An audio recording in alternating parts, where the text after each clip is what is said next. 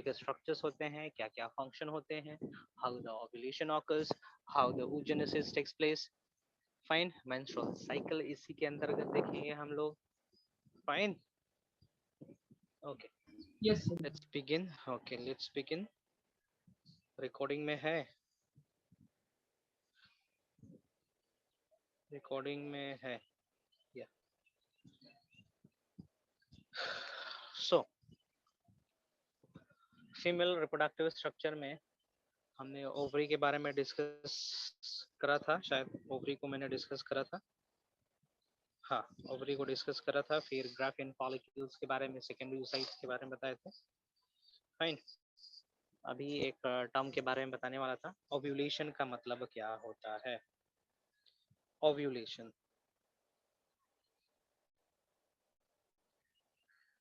Ovulation का मतलब होता है release of female gamete from ovary into the fallopian tube.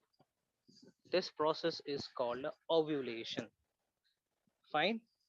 तो यहाँ पे मैं मेंशन कर रहा हूँ इसका डेफिनेशन, इसका meaning RELEASE, release of ovum. Fine, actually में ओवम हम बोलते हैं हैप्लॉइड वाले स्ट्रक्चर को। फाइन, लेकिन ट्रूली ये अभी तक ओवा में कन्वर्ट नहीं हुआ है। ओवा में होने के लिए it must complete the meiotic cycle, लेकिन ये particular cell meiotic cell division 100% complete नहीं किया हुआ है। Still it is arrested in meiosis 2। Fine, तो कहीं कहीं पे क्वेश्चन आता है, डिप क्वेश्चन, हॉट्स में क्वेश्चन पूछता है कि फीमेल बॉडी में ओव्यूलेशन होता है। फाइन, तो उस ओवा का प्लॉइडी लेवल क्या होगा, या फिर जो पर्टिकुलर चीज निकल रहा है ओवरी से बाहर, उसको हम लोग सही मायने में ओवा बोलेंगे क्या। फाइन, नहीं, सही मायने में उसको ओवा नहीं बोल सकते, क्योंकि अभी ये मियोसिस 2 कंप्लीट नहीं किया है। That is why I am mentioning here secondary oocyte, secondary oocyte।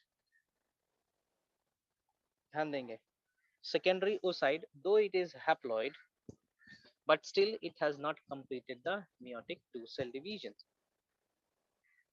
Fine, the release of ovum, या फिर आप secondary oocyte ही लिखेंगे, by rupturing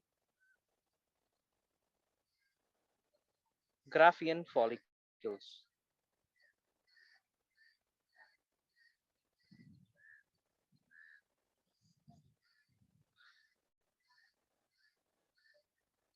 And is released into, कहाँ पे रिलीज होगा, तो ये रिलीज होना है fallopian ट्यूब में। फाइन, ओके, तो ये प्रोसेस हो रहा है। ध्यान देंगे, फीमेल बॉडी के केस में मल्टी डायमेंशनली काम चलता है। मल्टी डायमेंशनली कहने का मतलब चारों तरफ कुछ ना कुछ प्रोसेसेस होते ही रहते हैं। जब ओव्यूलेशन हो रहा है, ओवा में सॉरी ओवरी में कुछ एक्टिविटी चल रहा है, parallelly something is going on inside the uterus also, है ना, और ये काम पैरेलली चलता है। फाइन, बाय दिस टाइम मैं ये मेंशन कर दे रहा हूँ, जब तक ओवर रिलीज हुआ तब तक, है ना, यूट्रस के अंदर क्या क्या हो रखा है देखते हैं। और और क्या बोले, जो ग्राफियन फॉलिकल्स है उसमें क्या चेंजेस आया है वो भी दिखाएंगे।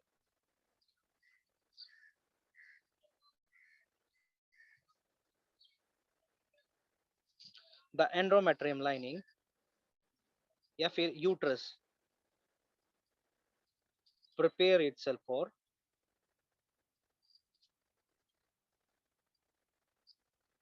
For implantation. फाइन, ओव्यूलेशन हो रहा है एक तरफ, तो दूसरी तरफ यदि फर्टिलाइज हो गया, है ना, ओवा यदि फर्टिलाइज हो गया तो उसको इम्प्लांट करना होगा, फर्दर प्रेगनेंसी को सस्टेन करना है ना, तो उसके लिए एंडोमेट्रियम मतलब यूट्रस तैयार हो। फाइन, ओके आगे देखते हैं ग्राफियन फॉलिकल्स में क्या क्या चेंजेस आया। ग्राफियन फॉलिकल खाली डब्बा है अभी, है ना, बट स्टिल ये खाली डब्बे में भी बहुत कुछ बनना बाकी है। दिस ग्राफियन फॉलिकल और ruptured Graafian follicles is termed as corpus luteum. Fine, and corpus luteum is known as temporary endocrine gland. It releases certain hormones, fine, which sustain the pregnancy। यहाँ पे मेंशन कर दे रहा हूँ, after the release of, ये सारे चीज आप ध्यान में रखते चलेंगे, आगे चल के सबको कंपाइल करना होगा। The release of, okay, after the release of secondary oocyte,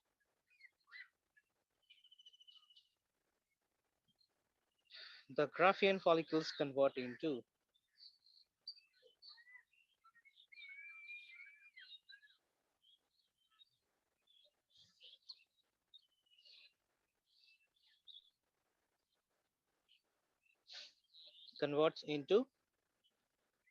corpus luteum।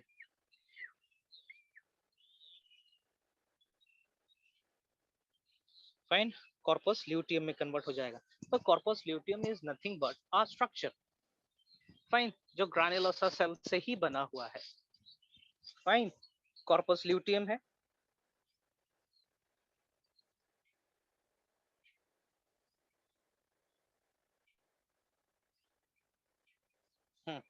Converts into corpus luteum.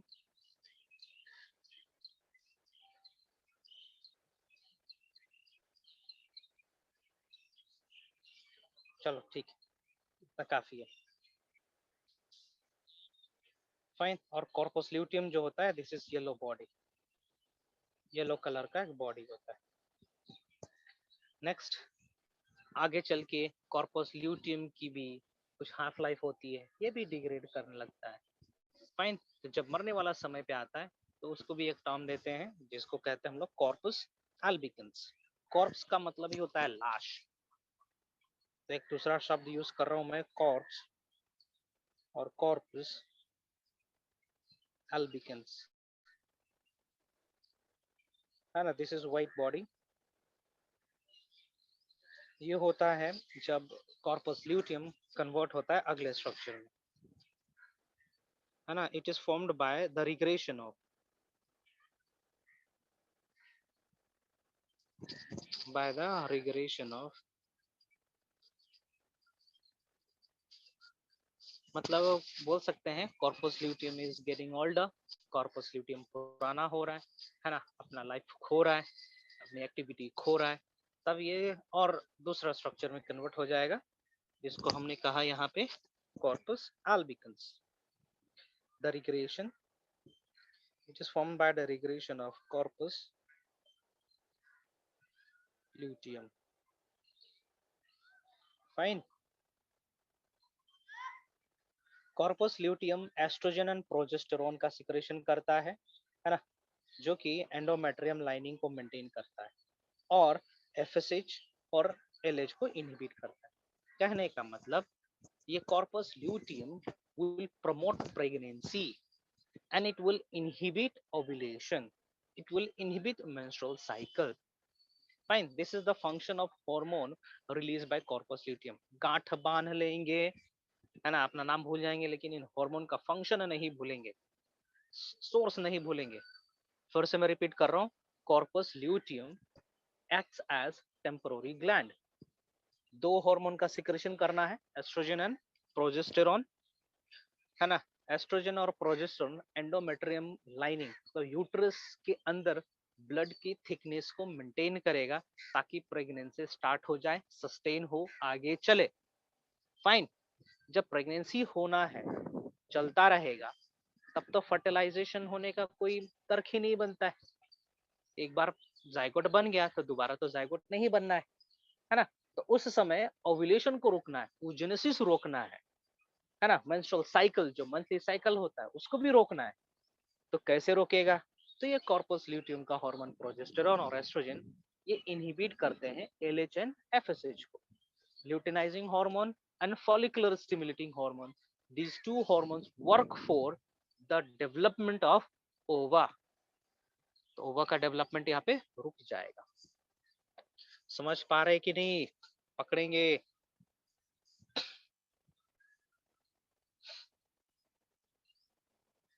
Corpus luteum. Sir हाँ जी मींस बोले। प्रोजेस्टेरॉन जीएनआरएच को इनहिबिट कर रहा है। बोल सकते हैं। GnRH that is gonadotropin releasing hormone कहाँ से रिलीज हो रहा था? हाइपोथैलेमस से रिलीज हो रहा था। हाइपोथैलेमस।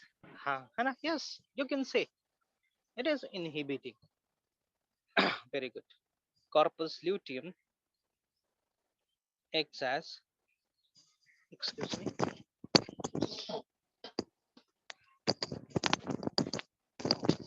sorry, हाँ जी, acts as temporary gland.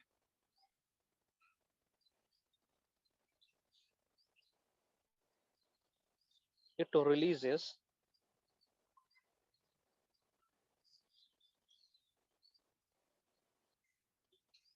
estrogen and progesterone.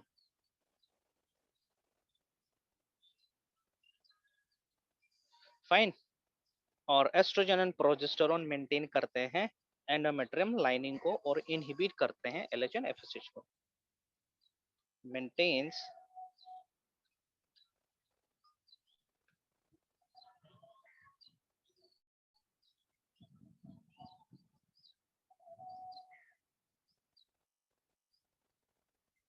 endometrium lining and inhibits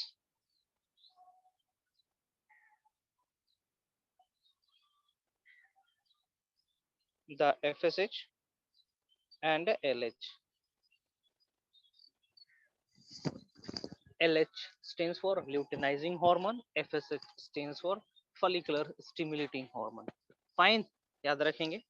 कभी पूछता नहीं है एब्रिविएट करने के लिए क्योंकि बहुत ही सिंपल सा एब्रिविएशन। फाइन। नेक्स्ट देखते हैं हम लोग fallopian tube. Female reproductive structure का अगला स्ट्रक्चर है फेलोपियन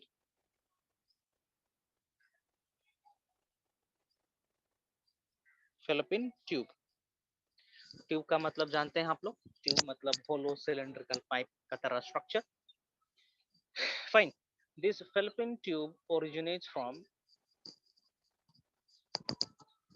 ओवरी, है ना, और एंड होता है यूट्रस के टिप पे। फाइन। इसके अंदर होल रहता है ताकि सेल ट्रैवल कर सके। फाइन। तो इसके अंदर किस प्रकार का सेल होना चाहिए जो चीजों को एक जगह से दूसरे जगह मूव करवा सके? बता सकते हैं क्या? इसके अंदर किस प्रकार का सेल होना चाहिए जिसके पास ऐसा टेंडेंसी हो कि एक एंड से दूसरे एंड तक किसी एक नॉन मोटाइल मटेरियल का ट्रांसपोर्टेशन करवा सके? Can you tell me what type of cell it could have? Maybe brush border. Very good. Brush border होने चाहिए, सिलिएटेड होना चाहिए। सिलिया कंटिन्यूअसली बीट करता रहेगा। फाइन। ओके। इसमें विली नहीं प्रेजेंट रहेगा, सिलिएटेड हेयर लाइक प्रेजेंट रहना है ताकि वो कंटिन्यूअसली बीट करता रहे और वो एक जगह से दूसरी जगह मूव कर जाए। Very good. ठीक ना? चलिए यहाँ पे मैं हल्का सा डायग्राम बनाता हूँ फेलोपियन ट्यूब का। सो कंसिडर करेंगे दिस इज ओवरी, है ना। दिस ओवरी रिलीजेस ओवा या सेकेंडरी oocyte। सेकेंडरी oocyte ज्यादा सही रहेगा, है ना। This secondary oocyte is actually captured by a finger like structure जिसको हम लोग इनफंडिबुलम कहेंगे। Here I'm mentioning that finger-like structure.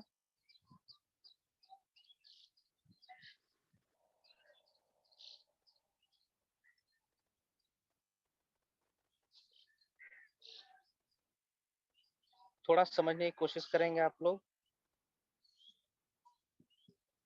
Fine. Okay.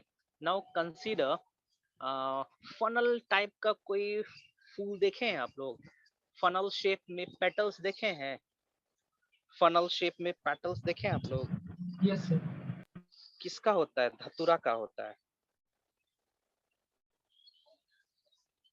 Funnel shape petal arrangement धतूरा में होता है, आपने देखा होगा, फिर भी मैं यहाँ पे डायग्राम दिखाना चाहूंगा, जिस कोरिलेट करना। ओके, इस तरीके का देखे है ना, दिखा दिखा? Yes, sir. Okay good. So इसी का तरह जो ऊपर वाला पोर्शन है ना, अम्बला का शेप में ऊपर वाला जो एरिया है ना, वो एरिया ओवरी के ऊपर प्रोजेक्टेड रहता है, ओवरी के पास रहता है, और बीच में एक होल रहता है जिसको हम लोग अपर्चर कहते हैं। फाइन, समझ में आया है ना? यही फेलोपियन Yes, ट्यूब sir. का स्ट्रक्चर मोटा मोटी रहता है। फाइन, आप एक काम करिए, आप टेनिस बॉल को अपने हथेली पे पकड़िए, है ना, और ऐसा कंसिडर करिए कि आपके हाथ में बीचों बीच एक होल प्रेजेंट है। तो सेम इसी का तरह स्ट्रक्चर बना हुआ है ओवरी के आसपास फेलोपियन ट्यूब का। कोरिलेट कर पाए? कोरिलेट कर पाए इसको? Yes, sir. समझ पाए ना? Yes, good. Fine, this is oocyte, और इसके अंदर एक होल प्रेजेंट रहेगा इस फेलोपियन ट्यूब के अंदर, जिसका स्टार्टिंग पॉइंट को हम लोग कहते हैं infundibulum.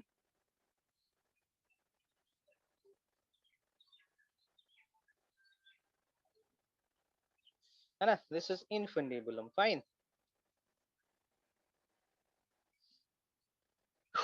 This is whole aperture. Fine, और ये ओसाइड इसी अपर्चर के थ्रू फेलोपियन ट्यूब में इंटर करता है। फाइन, इसको हम लोग अपर्चर भी बोलेंगे, होल भी बोलेंगे, ऑस्टियम भी बोलेंगे।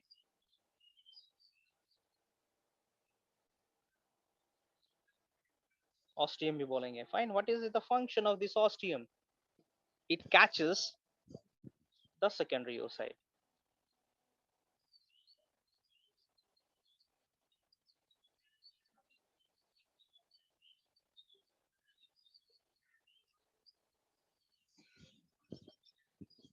है ना, ये सेकेंडरी ओसाइड को कैच करेगा, पकड़ेगा। फाइन, समझ में आया? कोई प्रॉब्लम नहीं होना चाहिए।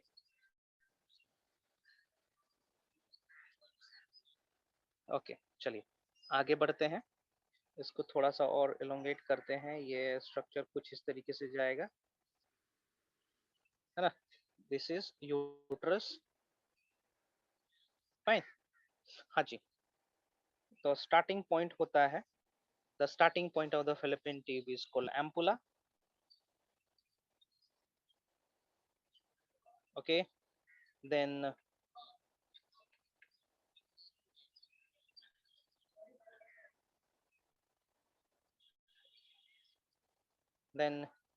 isthmus,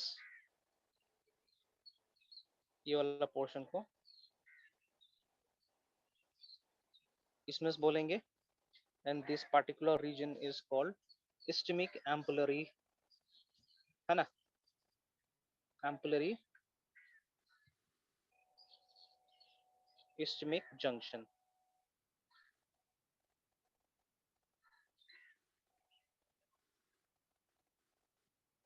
है ना, and this is the site where actual fertilization takes place. Fine, fertilization यहीं पे होता है।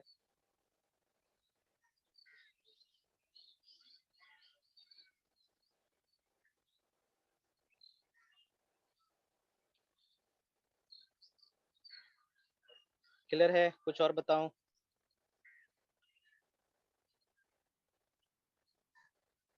ओके, चीज बताना चाहेंगे, this finger like structure is called fimbriae,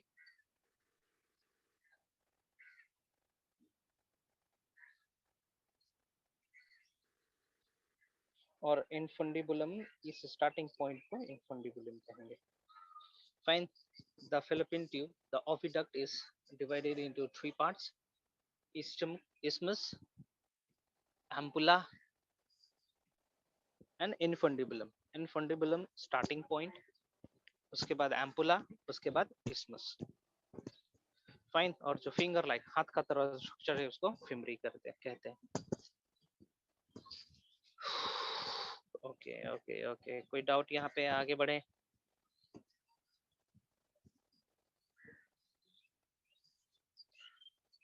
No, sir. आगे बढ़िए।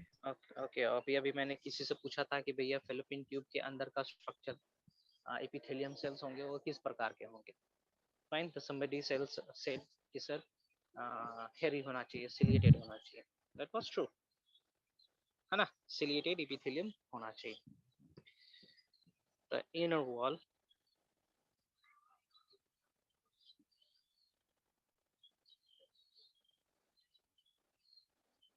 fallopian tube is made up of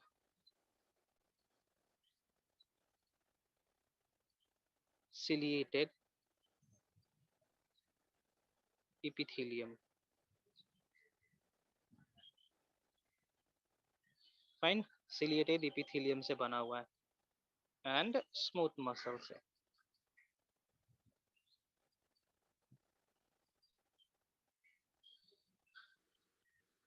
fine. चलिए खत्म होता है ये episode.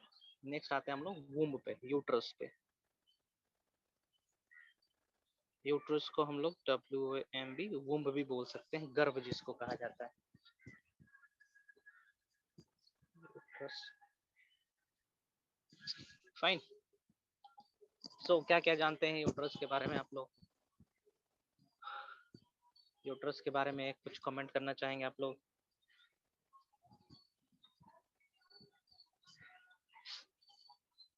Anybody? Inverted pear shape रहता है गर्भ जिसको कहते हैं, इसी के अंदर बच्चा पलता है 9 महीने तक. लेमन भाषा में ये बोल सकते हैं. सो देखते हैं साइंटिफिक क्या क्या टर्म्स वर्ड्स यूज कर सकते हैं इसके लिए. So uterus is like inverted pear structure. Pear फल जो होता है ना, उसको उल्टा कर देंगे तो ये यूट्रस गर्भ बनता है. इट लुक्स लाइक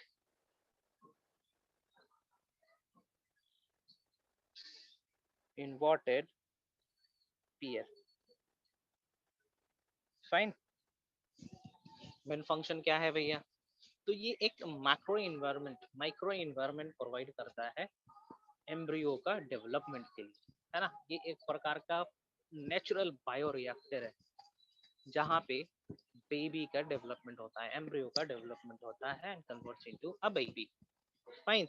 मेंशन कर रहा हूँ यहाँ पे, embryo is implanted here.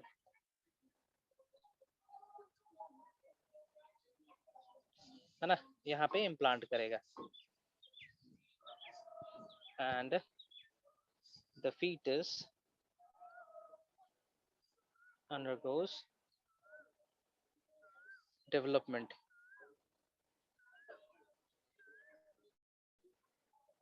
here. Fine. Let's discuss the wall of the uterus. Okay. The wall of the uterus is divided into 3 parts. The outer one is called उसको हम लोग perimetrium कह सकते हैं, मिडिल वाले को मायोमेट्रियम कह सकते हैं और अंदर वाले को एंडोमेट्रियम कह सकते हैं. बेसिकली, है ना, 3 वॉल्स होते हैं एंडोमेट्रियम के. 2 परमानेंट होते हैं और एक टेम्पोररी होता है. 2 परमानेंट होता है और एक टेम्पोररी होता है. Temporary is present and the innermost. Fine. जैसे कि आपने पपाया को काटा बीच से, तो आप कोरिलेट करेंगे, है ना. बाहर वाला लेयर जो हरा होता है या पीला होता है पकने के बाद, उसको आप पेरीमेट्रियम समझिए. बीच वाला जो मेन मैट्रिक्स है जिसको खाते हैं, कंज्यूम करते हैं, आप उसको समझ लीजिए कि ये मायोमेट्रियम है. और जो सीड वाला पोर्शन होता है, ये क्लियर बना रहा है ना, उसको आप एंडोमेट्रियम समझ लीजिए. तो अंदर वाला जो लेयर होता है, in case of human being, अंदर वाला जो लेयर होता है वो टेम्पोररी होता है. हर महीने टूटते रहता है, बनते रहता है, टूटते रहता है, बनते रहता है.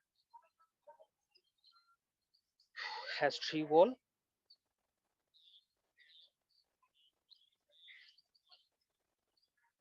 है ना. पहला आउटर मोस्ट को हम लोग कहेंगे पेरीमेट्रियम.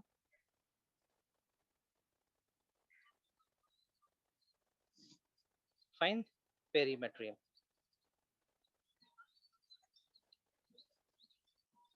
है ना. यदि हम बाहर से अंदर की तरफ जाएंगे तो, बाहर से अंदर की तरफ जाएंगे तो ये आउटर मोस्ट दिखेगा। फाइन।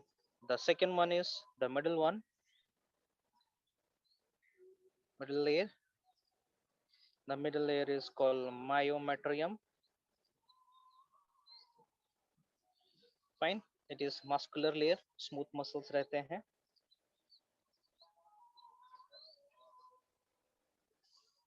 पार्चुरेशन में मदद करते हैं ये मसल, कॉन्ट्रैक्ट होते हैं ताकि फीटस बॉडी के बाहर निकल जाए। मस्कुलर लेयर स्मूथ मसल से बने हुए रहते हैं। SMWT। फाइन। नेक्स्ट देखते हैं द इनर मोस्ट। हमें पढ़ना है इसी के बारे में। Inner most is called endometrium.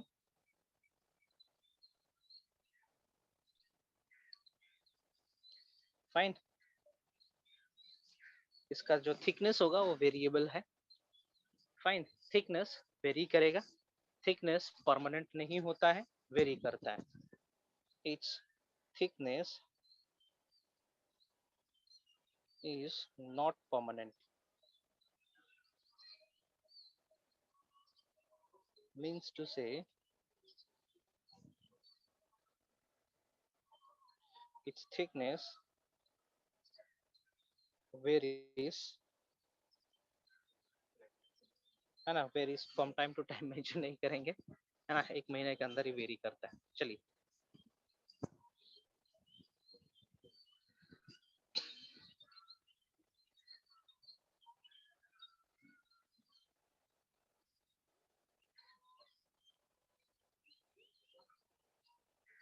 Okay. Endometrium को भी हम लोग दो भागों में बांट सकते हैं, जैसे कि सिलिएटेड ग्लैंडुलर, है ना, ये आउटर मोस्ट होना है, और लैमेला प्रोप्रिया।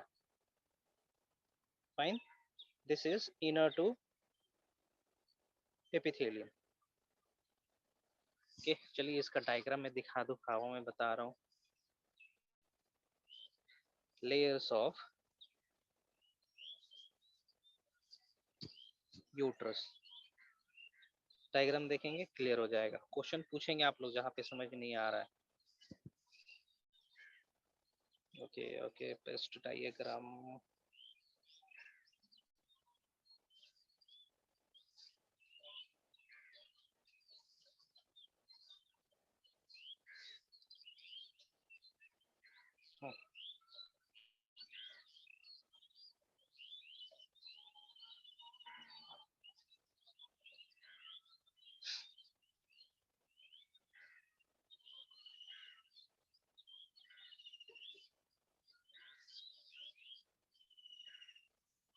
ये डायग्राम क्लियर नहीं आ रहा है इसमें। अच्छा था, हाँ ये भी चलेगा, देखेंगे। ये गलत दे रखा है इसमें। इट विल आल्सो डू, या दिखा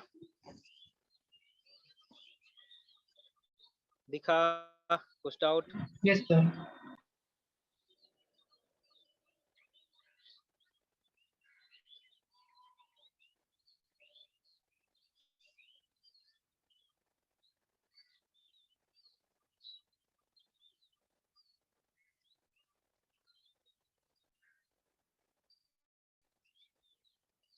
ओके हाँ, मैंने क्या कहा था अभी?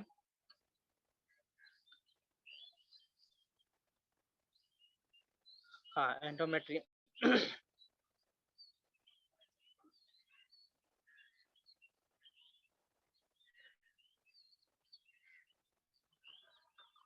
हाँ, एंडोमेट्रियम में भी मैंने कुछ कमेंट करा था।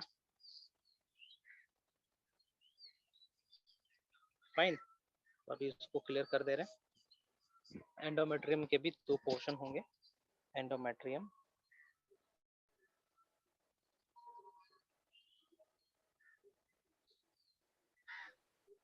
है ना, outer and inner.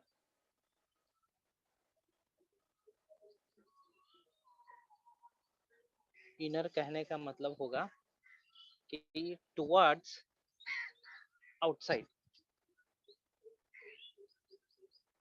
Towards perimetrium, है ना। आउटर कहने का मतलब हो जाएगा टुवर्ड्स ल्यूमन। फाइन, ये समझेंगे।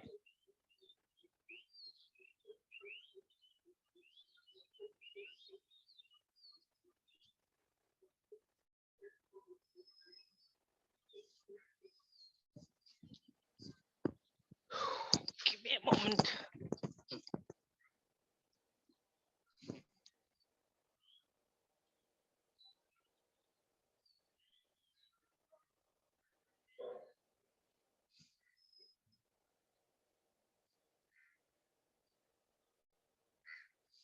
Lamina propria,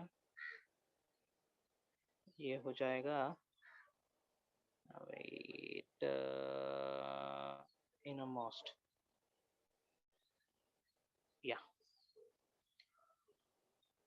हाँ, इसका नाम हो जाएगा लैमिना प्रोप्रिया।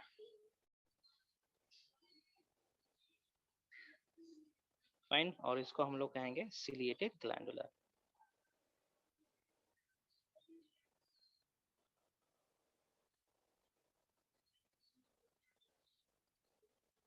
है ना।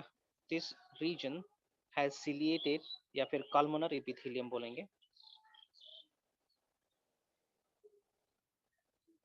एपिथेलियम जो मॉडिफाई हो रखे हैं ग्लैंड में। फाइन, और जो लैमिना प्रोपेरिया है, this is actually loose connective tissue. Fine, और इस लूज कनेक्टिव टिश्यू में आईजीए प्रेजेंट रहता है, प्लाज्मा सेल्स होते हैं, मैक्रोफेजेस होते हैं, ब्लड वेसल्स होते हैं, मसल फाइबर होते हैं। ओके, मोस्ट इंपॉर्टेंट है ना। क्या इंपॉर्टेंट है मैं बताऊंगा। लेमिना प्रोपेरिया, चलिए यहाँ पे मैं बना दे रहा हूँ डायग्राम। फॉर एग्जांपल ये रहा इनरमोस्ट, है ना। This is inner layer. यदि इनर लेयर है यूट्रस का, तो इसमें भी हमने दो भाग कर दिया। Fine, this is the lamina propria reason.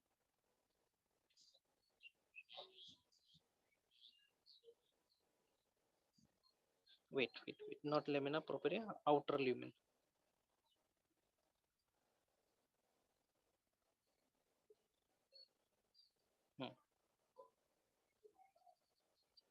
ये लेमिना प्रोपेरिया हो गया। कुछ गड़बड़ कर रहे हैं क्या? नहीं, सॉरी। ये हो जाएगा हाँ, ये हो गया आपका ये लेयर। और लेमिना प्रोपेरिया हम इस तरीके से बना रहे हैं। ये रहा लेमिना, ये रहा लेमिना प्रोपेरिया। अब सही क्या क्या है कमेंट कर दे रहा हूँ। लूज कनेक्टिव टिश्यू होते हैं यहाँ पे, हैज लूज कनेक्टिव टिश्यू। एक चीज, और यहाँ पे प्रेजेंट रहते हैं आईजीए। हैज क्या क्या प्रेजेंट रहेंगे इस ग्रीन वाले पोर्शन में? IgA most important, IgA the secretory antibody, plasma cell. Plasma cell का फंक्शन होता है एंटीबॉडीज बनाना, मैक्रोफेजेस, है ना। कहने का मतलब ये वो रीजन है जहां पे इम्यून सेल्स प्रेजेंट है। ब्लड वेसल, ये एनसीईआरटी में मेंशन है, ब्लड वेसल्स भी इसी रीजन में प्रेजेंट रहेंगे। Muscle fibre, these all are present here। Next देखते हैं हम लोग सर्विक्स। सर्विक्स ये वो एंड पॉइंट है जहाँ पे यूट्रस खत्म होता है। Fine, we can call it as this is the neck of uterus, neck of uterus। Fine, और इस यूट्रस, इस सर्विक्स के पास बहुत ही स्ट्रॉन्ग स्फिंक्टर मसल प्रेजेंट रहते हैं। फाइन, और वो स्फिंक्टर्स मसल्स रिलैक्स होते हैं पार्चुरेशन के दौरान, डिलीवरी के दौरान। दिस रीजन सर्विक्स, ध्यान देंगे कहाँ पर सर्विक्स प्रेजेंट है। फॉर एग्जांपल ये था वुम्ब, है ना, तो यहाँ पे कुछ इस तरीके से स्ट्रक्चर प्रेजेंट था, इस तरीके से, है ना। तो इस पार्टिकुलर पॉइंट को हम लोग सर्विक्स कह रहे हैं, इस पार्टिकुलर पॉइंट को सर्विक्स कह रहे हैं। This area is cervix. This region has strong muscle sphincter.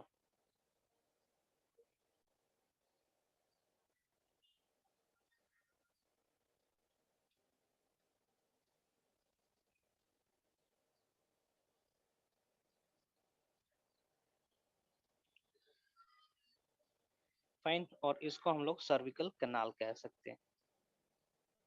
Open होने से पहले ये जो कनाल है इसको हम लोग सर्विकल कनाल या बर्थ कनाल भी कह सकते हैं।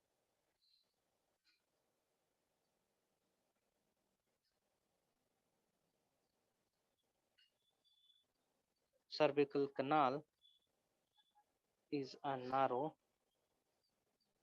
space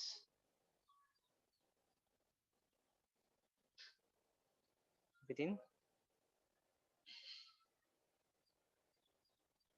cervix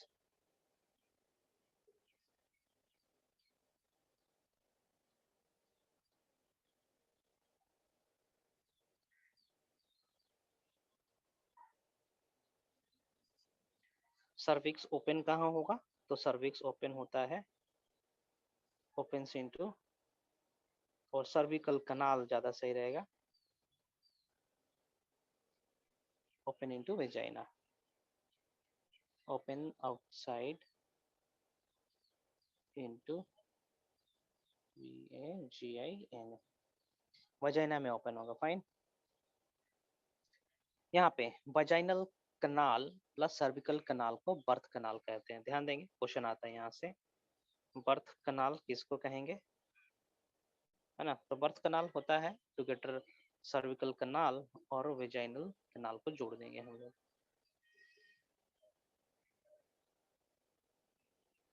plus the cervical कनाल, इसी को हम लोग कहेंगे बर्थ कनाल, जहां से बर्थ होता है बेबी का, है ना।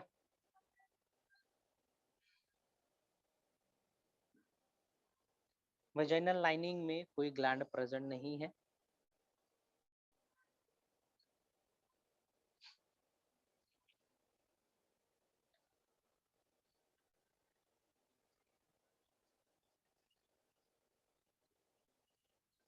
वेजाइनल कनाल। फाइन, लेकिन वेजाइनल का ओपनिंग में जहाँ पे लेबिया माइनर प्रेजेंट रहता है वहां पे एक फोल्डिंग होता है, उस फोल्डिंग के पास बार्थोलिन्स ग्लैंड रहता है। फाइन,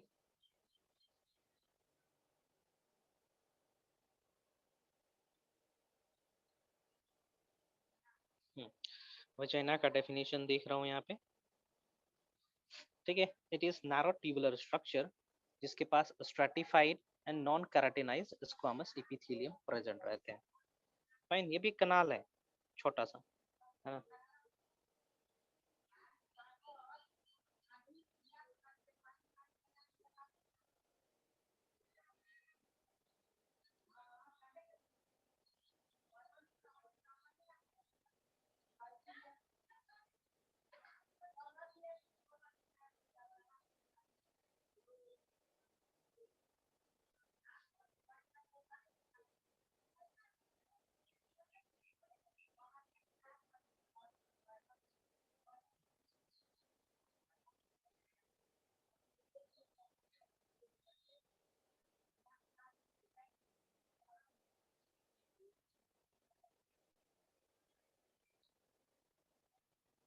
फाइन, ये खत्म होता है यहाँ पे। आगे देखते हैं हम लोग वेजाइना के बारे में थोड़ा और।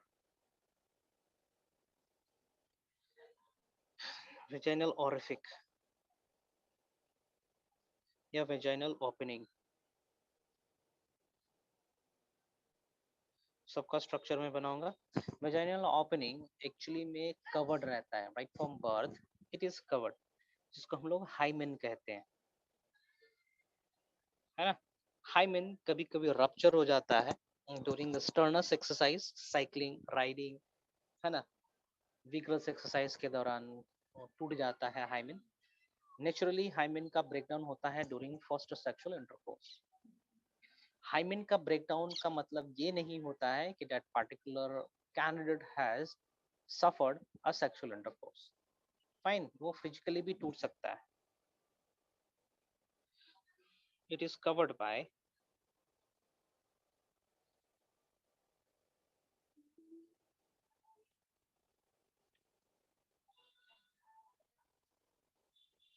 perforated membrane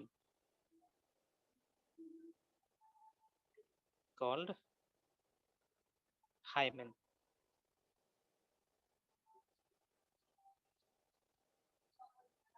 है ना। hymen ruptures during naturally, hymen rupture during first sexual intercourse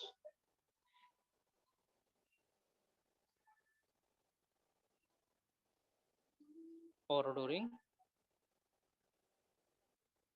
sternus exercise,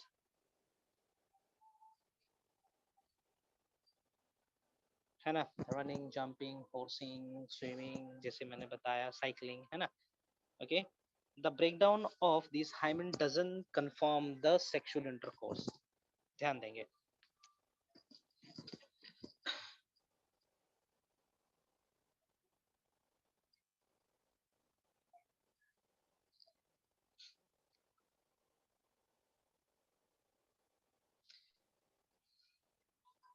Now next is vulva.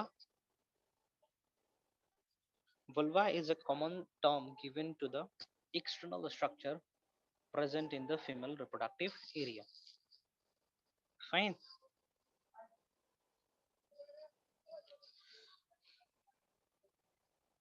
The outer genital structure is called vulva, है ना। it has क्या क्या होता है ना। so it has the external genitalia,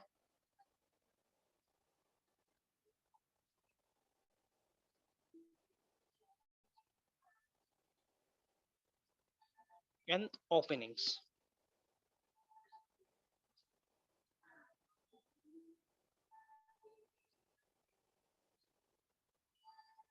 दो opening होते हैं, है ना, इन vulva। बताऊंगा क्या क्या है। ये होता है एक urethral opening, urethral opening, this urethral opening is for urination, and this is vaginal opening, this is for reproduction purpose, fine. ये यूरिनेशन के लिए है, अभी मैं स्ट्रक्चर बनाऊंगा, और ये है गैमेट ट्रांसफर के लिए, reproduction purpose के लिए, fine. so here I'm making the diagram for the vulva।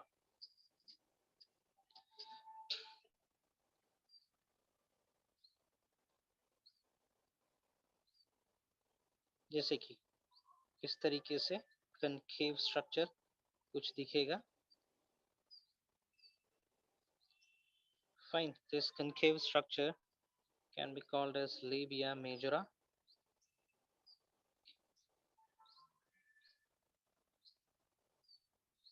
Muscular structure होते हैं, फैट्स प्रेजेंट रहते हैं यहाँ पे, this is called what, labia majora, fine. इसके अंदर एक दूसरा लेयर प्रेजेंट रहना है, फोल्डिंग रहता है वो भी, उसको प्रोनाउंस करेंगे labia minora,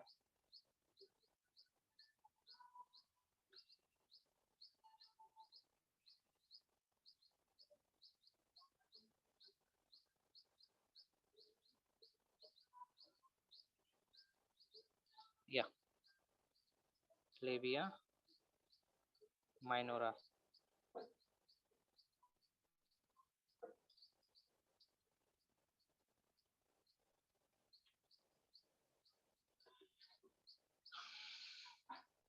fine, and this structure is called vestibule.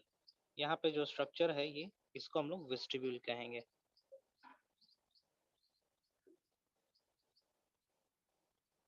Fine, and this vestibule holds two opening,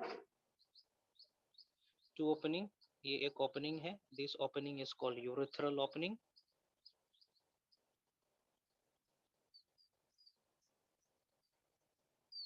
fine, उसके नीचे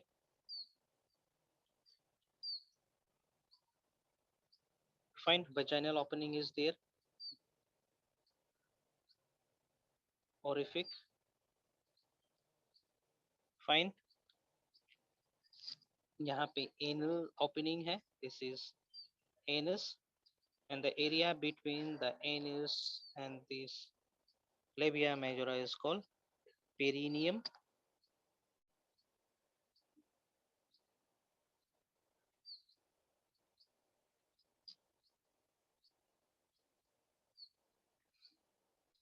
Fine, the upper portion has a rudimentary penis-like structure, which is highly sensitive, है ना, जिसको कहते हैं clitoris. Okay, और कुछ बचा इसमें? 1 2 3 4 5 6 7 8। Fine, this is the outer. हाँ, और यहाँ पे कुछ इस तरीके से स्ट्रक्चर प्रेजेंट रहता है जिसको मोन प्यूबिस कहते हैं। हेयर ग्रोथ रहते हैं यहाँ पे, आउटर जेनाइटल स्ट्रक्चर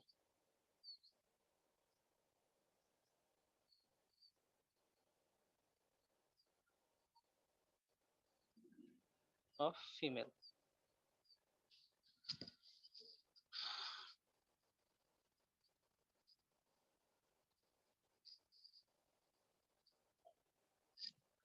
यहाँ पे सब वर्णन कर दे रहा हूँ। एक्सटर्नल जेनाइटेलिया,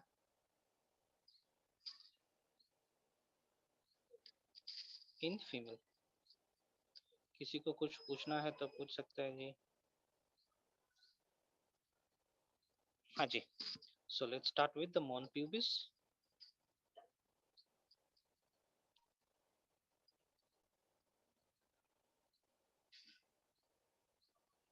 बाहर वाला स्ट्रक्चर को हम लोग मोन प्यूबिस कहते हैं।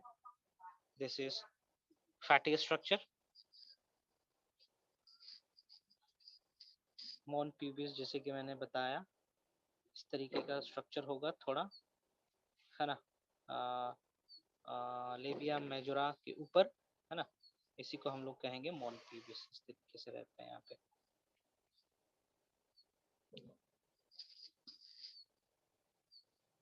Fat deposition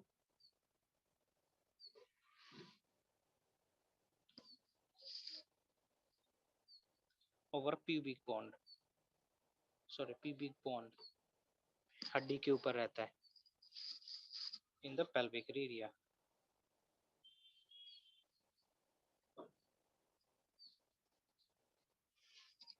has hair growth, जैसे कि मैंने बताया।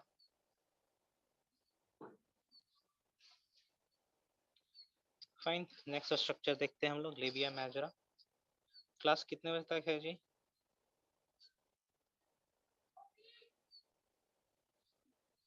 क्लास कितने बजे तक है? हेलो, 7:30 6:30 6:30 ना, ठीक ठीक है। Labia majora, okay, labia majora के बारे में देखते हैं। लेबिया मेजोरा भी फैटी डिपॉजिटेड वाला एरिया है। लिप का तरह स्ट्रक्चर होता है ना, फोल्ड हो रखा है ये, और ये एनालोगस होता है ह्यूमन स्क्रोटम का, मेल स्क्रोटम का। ध्यान देंगे, क्वेश्चन आता है ये।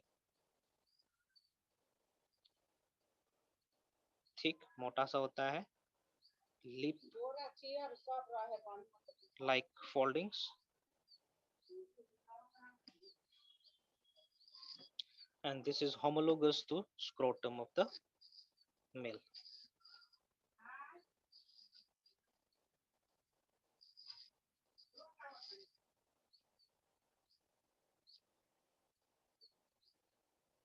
homologous organ कहने का मतलब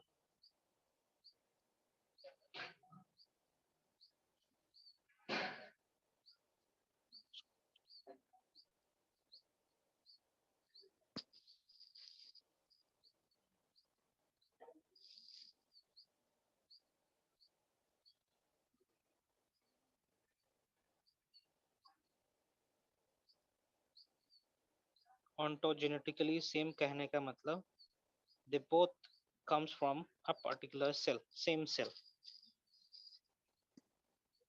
Next is labia minora.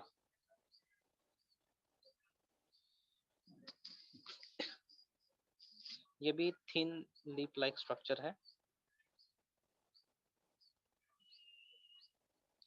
folding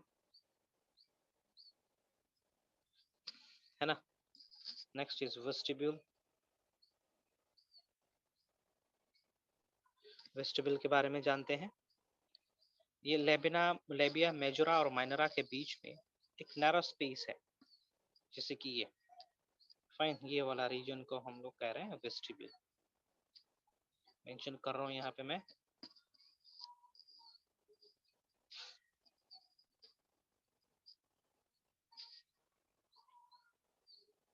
It is the narrow space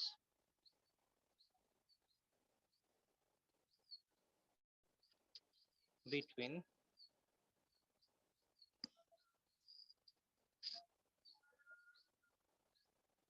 labia majora and minora.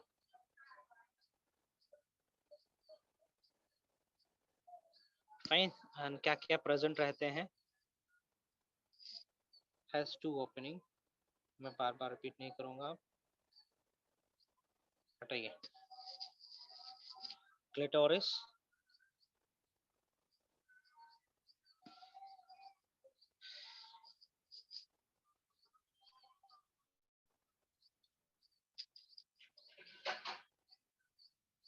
Anterior and मतलब नजदीक प्रेजेंट रहता है लेबिया मेजोरा का. पोस्टीरियर बोलते तो ये चला जाता टुवर्ड्स एनस, है ना, एनस की पोल की तरफ.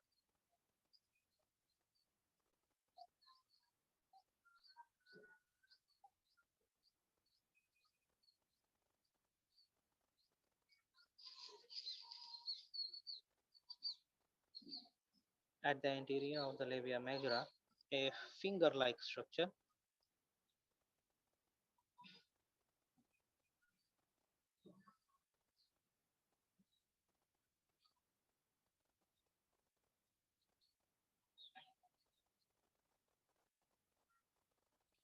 is present, जिसको कहते हैं हम लोग क्लिटोरिस. हाईली सेंसिटिव होता है, मैंने पहले बताया.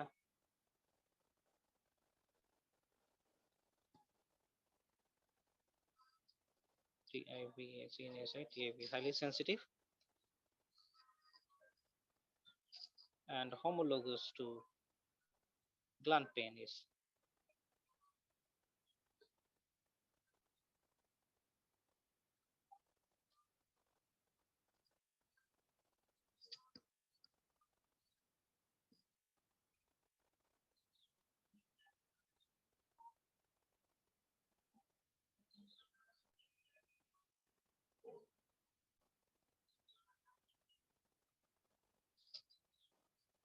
है ना. क्लिटोरिस भी कवर्ड रहता है फोरस्क्रीन से.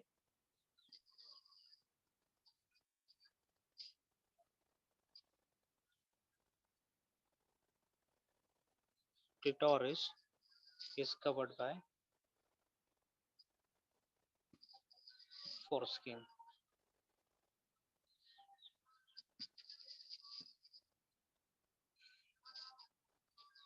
दोनों सेम रहते हैं ऑन्टोजेनेटिकली, मेंशन नहीं कर रहा हूँ, हटाइए, कुछ ज्यादा खास नहीं है. बार्थोलिन्स ग्लैंड प्रेजेंट रहता है इसी वेस्टिब्यूल के पास. Bartholin's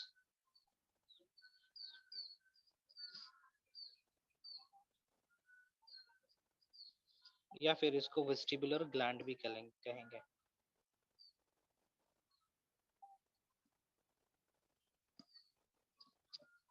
fine, this gland is present in the vestibule region, जैसे कि मैं यहाँ पे दिखा सकता हूँ। ओके, यहीं पे, यहीं जगह पे बार्थोलिन्स ग्लैंड प्रेजेंट रहेगा।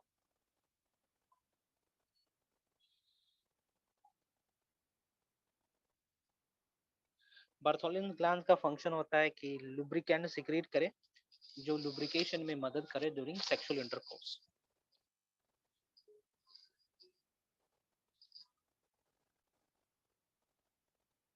Located on lateral side of vagina। Okay, अगल बगल रहने हैं। चंदा सही कर दे रहा हूँ इसको। हाँ, यहाँ इस तरीके से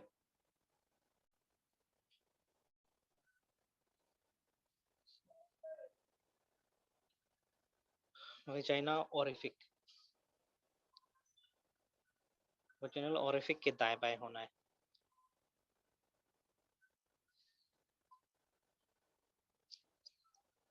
और ये होमोलोगस है काउपर्स ग्लैंड के of male. It is homologous to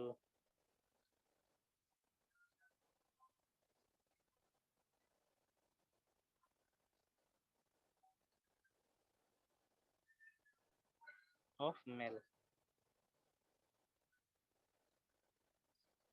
fine, function होता है इसका लुब्रिकेशन,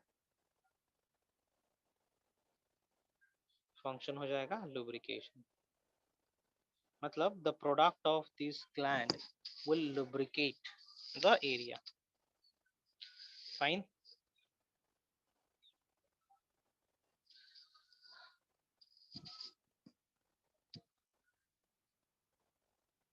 यहाँ तक शेयर कर रहा हूँ मैं, देख लेंगे कहीं पे कुछ डाउट होगा तो पूछेंगे। इसके बाद हम स्टार्ट करेंगे मैमरियन gland.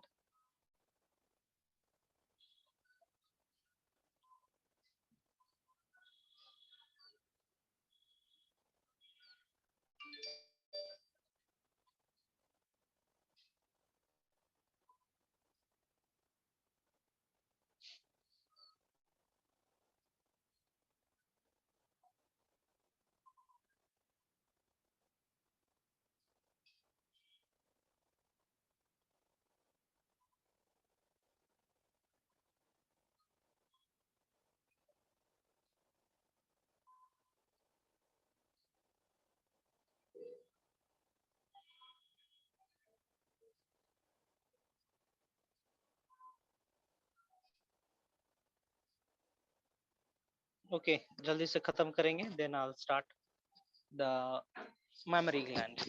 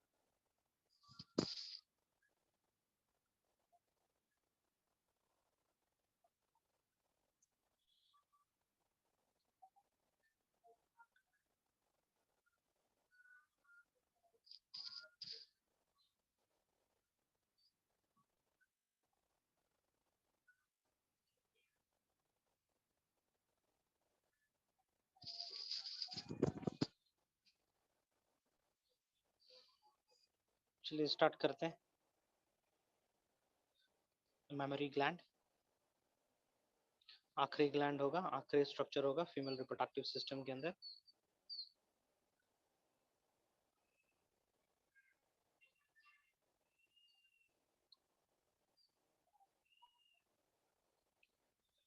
Fine. This is the most important characteristics feature of mammals. It is the most important.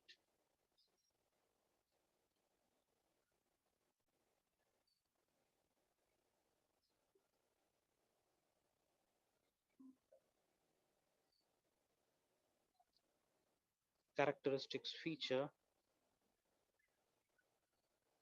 of mammal, है ना। इस ग्लैंड का फंक्शन होता है मिल्क का प्रोडक्शन करना, जो कि यंग वन को नरिश करे। It produces milk to nourish the newborn, है ना। न्यूबॉर्न को नरिश करने के लिए इसकी आवश्यकता पड़ती है, मिल्क की आवश्यकता पड़ती है। That is why milk is considered as complete food, है ना। अब हम इसको कमर्शलाइज कर रखे हैं, हमने इसको एक्सप्लॉइट करा है एनिमल्स के केस में, फाइन, जिससे हम लोग ज्यादा मिल्क का प्रोडक्शन करते हैं। Fine, here I am making the diagram for this. उससे पहले मैं लोकेशन बता दूं कहाँ पर प्रेजेंट रहता है।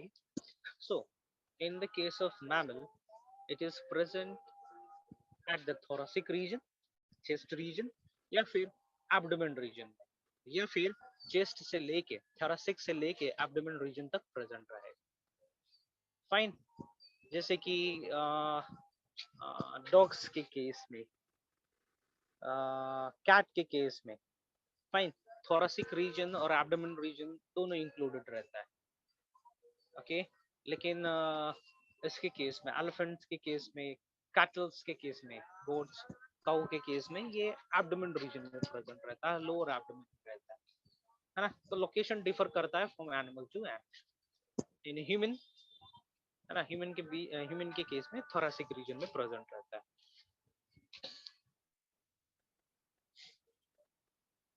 लोकेशन, लोकेशन इसका हो सकता है थोरेसिक रीजन में,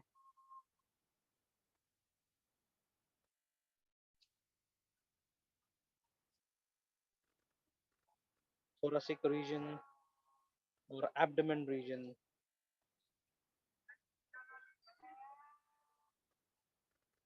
और बोथ, है ना, दोनों जगह पे हो सकता है। ह्यूमन केस में कहाँ पर लोकेटेड है, तो ह्यूमन के केस में ये लोकेटेड है thoracic prominence में। But in case of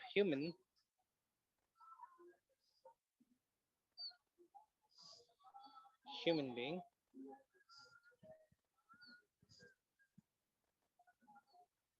it is present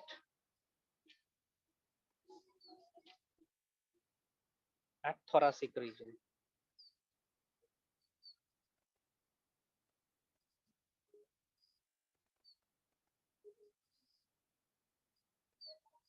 THORASIC, thoracic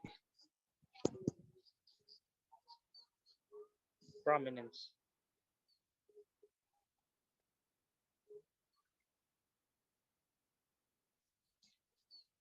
सही था।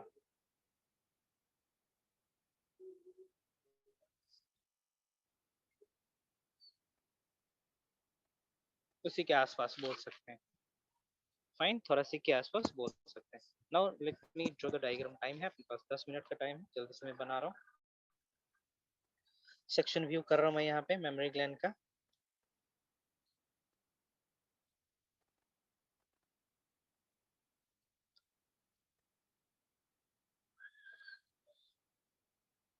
यहाँ पे मैं LS और TS शब्द यूज नहीं करूंगा, fine. So consider this is the bone,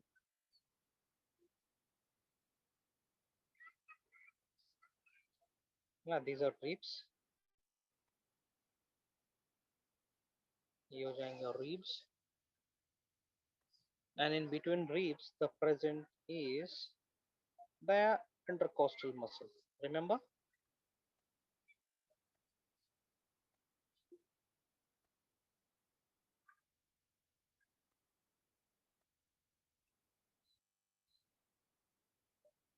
Fine. Intercostal muscle.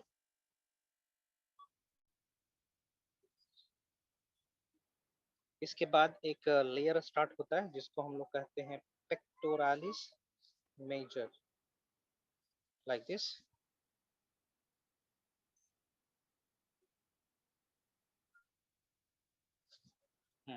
This layer is called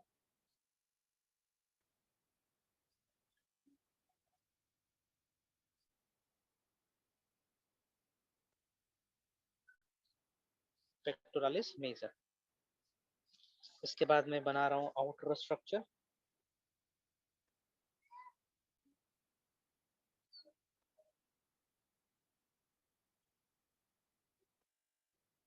इस तरीके से.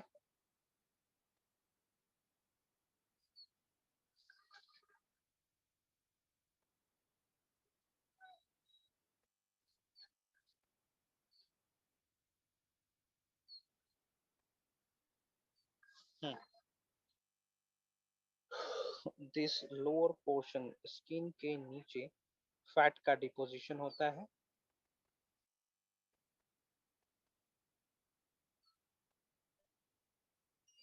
इसको हम लोग कह सकते हैं fat cells.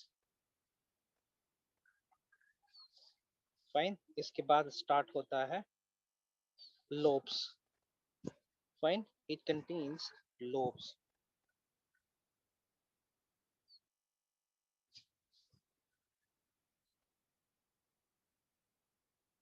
Many lobes are present here.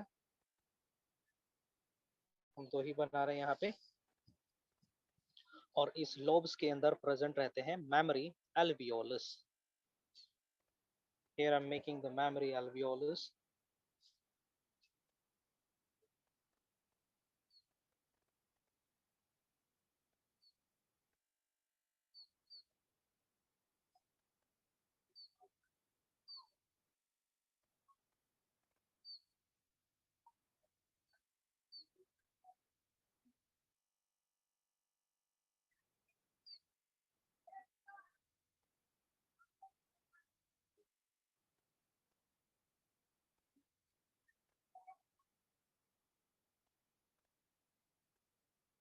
इस तरीके से mammary alveolus.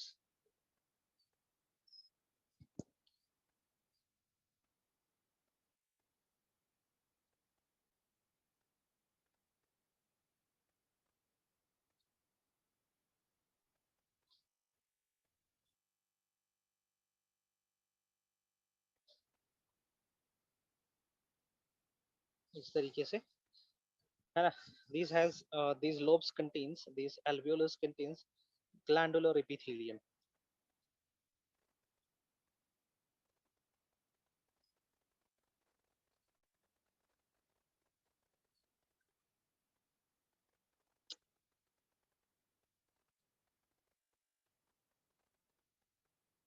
है ना. ये वो alveoli नहीं है जो सांस लेने में मदद करता है ना. वो respiration वाला नहीं है. This is special alveoli. This is present outside the chest cavity. है ना. रिब्स के आगे फ्रंट पे प्रेजेंट है ये.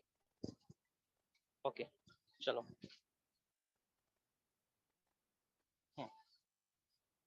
ये जो ब्लू डक्ट है ओपनिंग से पहले थोड़ा सा मोटा हो जाता है.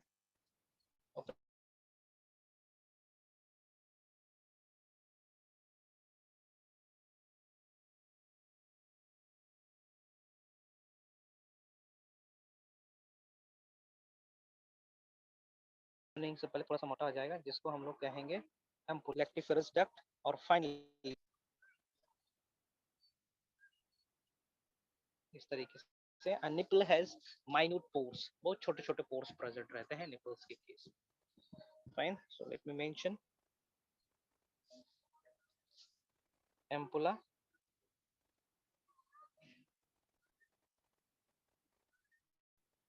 Fine. ampulla का मतलब होता है, देखिए एक स्ट्रक्चर इस तरीके से है ना.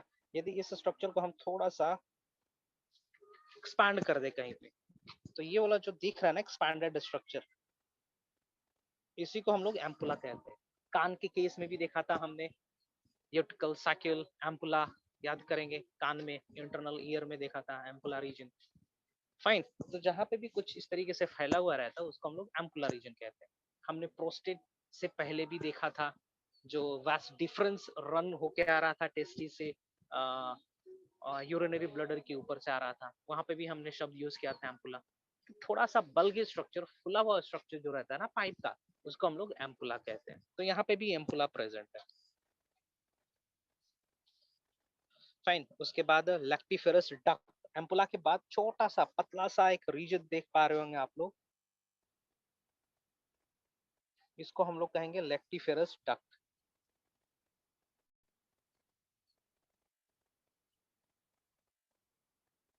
एंड आफ्टर लैक्टिफेरस डक्ट, ये जो बाहर का पोर्शन है जो हार्ड होता है, फाइन, इसको हम लोग कह सकते हैं निपल। एक चीज दूसरा, यहाँ पे थोड़ा सा डार्क रीजन प्रेजेंट रहता है, ये दिस डार्क रीजन या फिर थोड़ा सा स्टिफ रहता है, this is called areola. Stiff region, this is called areola. Okay. और कुछ नहीं, नहीं।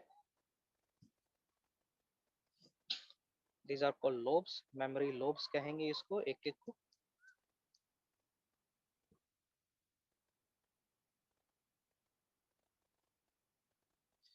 फाइन। मेमोरी लॉब्स के अंदर मेमोरियन alveolus प्रेजेंट है। Memory alveolus contains apocrine type of glandular epithelium, है ना, जो मिल्क का प्रोडक्शन करते हैं और सिक्रेशन भी करते हैं। यहाँ पे जो ग्लैंड सेल प्रेजेंट है alveolus,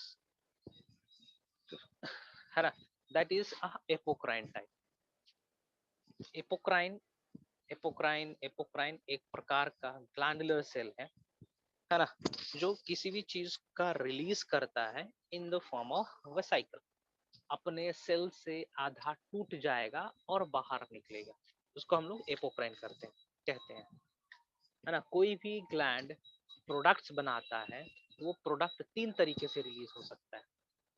एक तो स्ट्रक्चर बरकरार रहे और उसके पोर से मटेरियल निकल जाए, है ना, जैसे कि हमने चाय को छान दिया, है ना, तो स्ट्रक्चर बरकरार रहा, बस मटेरियल बाहर निकल गया, है ना। सेल एक सेल है, उसके अंदर से मटेरियल स्क्वीज आउट हो गया। फाइन। ये एक प्रोसेस है जिसको हम लोग मेरोक्राइन कहते हैं। एक दूसरा प्रोसेस है होलोक्राइन। होलोक्राइन कहने का मतलब सेल पूरा का पूरा खत्म हो जाएगा, सेल के अंदर कुछ प्रोडक्ट बना, सेल पूरा रप्चर हो जाएगा, खत्म हो जाएगा, फाइन, बस्ट कर जाएगा, और बस्ट होने के बाद जो साइटोप्लाज्मिक मटेरियल निकला वही बाहर की ओर सिक्रेट होगा। फाइन। एक और तरीका है एपोक्राइन। एपोक्राइन के केस में क्या होता है, सेल का आधा पार्ट बचा हुआ रहता है और आधा पार्ट टूट के बस्ट हो जाता है ना। जैसे हमने देखा था गोल्गी बॉडी से कैसे लाइसोसोम का फॉर्मेशन हो रहा है, फाइन, उस तरीके से। तो यहाँ पे हम मेंशन कर सकते हैं मेमोरी ग्लैंड जो होते हैं, it is apocrine in nature.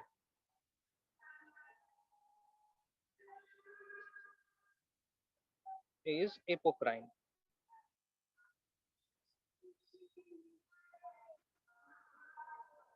Apocrine in nature. Apocrine कहने का मतलब, यहाँ पे मैं डायग्राम बना दे रहा हूँ। For example, these are glandular cells, है ना, these are glandular sales,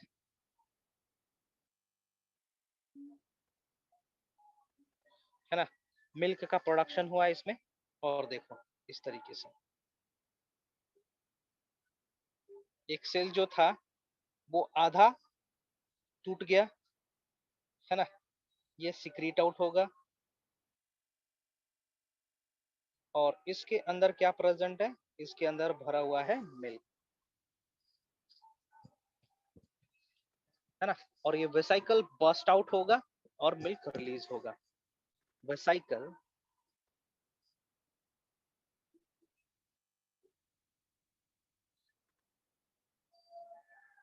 burst out,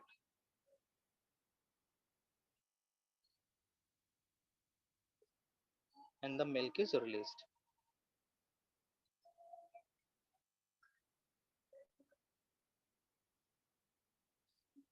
है ना? तो इस तरीके से मेमोरी ग्लैंड काम करता है. एपोक्राइन इन नेचर, ये याद रखेंगे. और एग लेइंग मैमल्स के केस में निपल्स एब्सेंट होते हैं, ये नोट कर लेंगे. इन एग लेइंग मैमल्स जैसे प्लाटिपस हो जाएगा, द निपल इज एब्सेंट.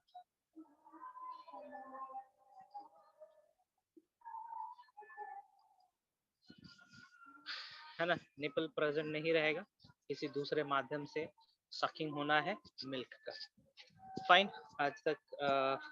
आज का लेक्चर मैं यहीं पे खत्म कर रहा हूँ. मैं शेयर कर दे रहा हूँ, और किसी को कुछ पूछना है तो तुरंत पूछ सकता है.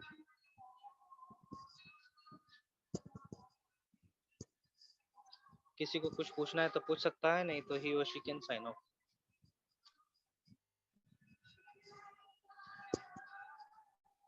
अगले क्लास में हम oogenesis से स्टार्ट करेंगे और मेंस्ट्रुअल साइकिल, बहुत ही इंपॉर्टेंट टॉपिक है. फाइन, रहेंगे आप लोग सब.